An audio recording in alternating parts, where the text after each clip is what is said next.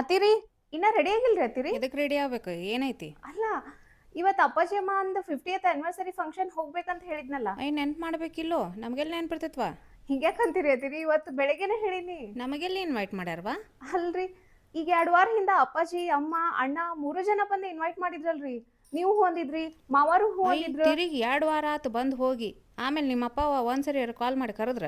ಅಲ್ರಿ ಅತ್ತಿರಿ, ಮನಿಗ್ ಬಂದ ಇನ್ವೈಟ್ ಮಾಡಿ ಹೋಗ್ಯಾರಲ್ಲ, ಮತ್ ಹಿಂಗ್ ಯಾಕೆ ಮಾಡಾಕತ್ತೀರಿ ಅತ್ತಿರಿ? ಬರ್ರಿ ಹೋಗೋಣ. ಅಲ್ವಾ, ನಾವು ಬೀಗ್ರದೀವಿ. ಹಿಂಗೆ ಬರೀ ಒಂದ್ಸರಿ ಕರೆದ್ರ ಮರ್ಯಾದೆ ಇರ್ತೈತನ್ ನಮಗೆ?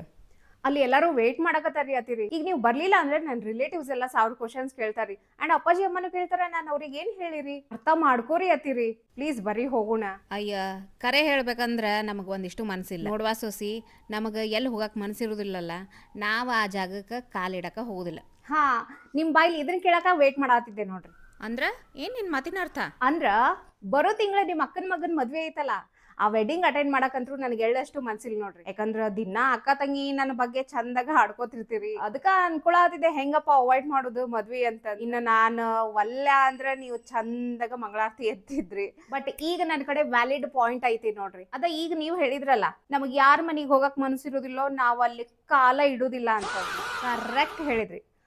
ನಾ ಅಂದ್ರೂ ಹೊಂಟೀನಿ. ಓಕೆ ವೆಲ್, ನೀವು ಬರುದಿಲ್ಲ ಅಂತ ನಂಗೆ ಗೊತ್ತಿರ್ಲಿಲ್ಲಲ್ಲ, ಹಿಂಗಾಗಿ ನಾ ಅಡಿಗೆ ಅದು ಏನು ಮಾಡಕ್ ಹೋಗಿಲ್ಲ. ನೀವು ಅಡಿಗೆ ಮಾಡ್ಕೊಂಡು ನೀವ ತಿನ್ರಿ. ಯಾಕಂದ್ರೆ ನೀವು ನಮ್ಮ ಜೋಡಿ ಬರಾತಿರಿ ಅಂತ ಅನ್ಕೊಂಡಿದ್ವಿ. ಬಟ್ ಇಟ್ಸ್ ಓಕೆ, ಇರ್ರಿ ಮನ್ಯಾಗ, ನಾ ಏನು ಮಾಡೋಕ್ಕಾಗೋದಿಲ್ಲ. ಇವ್ರಿಗೆ ಕಾಲ್ ಮಾಡ್ತೀನಿ, ನಾನು ಪಿಕಪ್ ಮಾಡ್ಕೊಂಡು ಹೋಗ್ರಿ ಅಂತ ಹೇಳ್ತೀನಿ. ಹೋಗಿ ಬರ್ತೀರಿ.